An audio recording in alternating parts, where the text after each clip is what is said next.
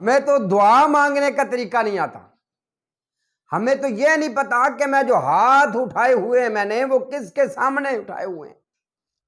یا اللہ میری شادی ہو جائے، یا اللہ میری فلاں لڑکی سے شادی ہو جائے، یا اللہ میرا کام ہو جائے، یا اللہ میرا اس طرح ہو جائے۔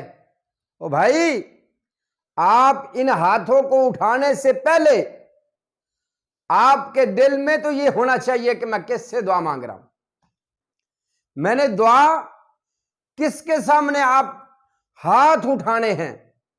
وہ میرا رب العالمین تو یہ کہتے ہیں کہ جب کسی بندے کے میں ہاتھ خالی واپس لوٹا دوں تو مجھے شرم آتی، لیکن بات یہ ہے کہ ہمیں اپنے اللہ سے مانگنے کا طریقہ ہی نہیں آتا۔ سب سے بڑی وجہ یہ ہے کہ ہمیں دعا مانگنے کا طریقہ ہی نہیں آتا۔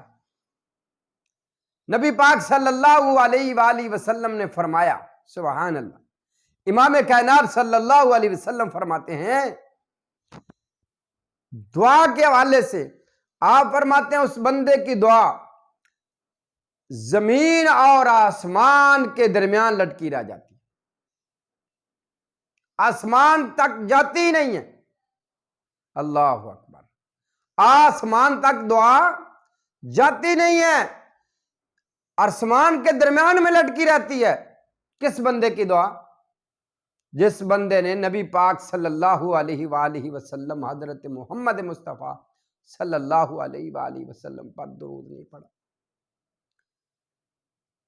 جس بندے نے نبی پاک صلی اللہ علیہ وسلم پر درود نہیں پڑھا، اس کی دعا تو آسمان تک جاتی نہیں ہے، درمیان میں لٹکی رہتی ہے۔ میرے بھائیوں، اس لیے جب بھی آپ ہاتھ اٹھائیں، جب بھی آپ مانگیں، جو بھی مانگیں، سب سے پہلے طریقہ یہ ہے، ہاتھ اٹھائیں اور اللہ کی تعریف کریں، اللہ کی تمہید بیان کریں۔ اللہ اکبر، اور کچھ نہیں آتا، آپ یہی پڑھ لیا کریں، ہاتھ اٹھائے، قل هو اللہ احد اللہ الصمد لم یلد ولم یولد ولم یکن لہ کفوا احد۔ یہ پڑھنے کے بعد آپ درود ابراہیمی پڑھا کریں، نبی پاک صلی اللہ علیہ وآلہ وسلم پر درود پڑھا کریں، اور اس کے بعد آپ جو بھی اللہ سے مانگو گے وہ اللہ عطا کر دیں گے۔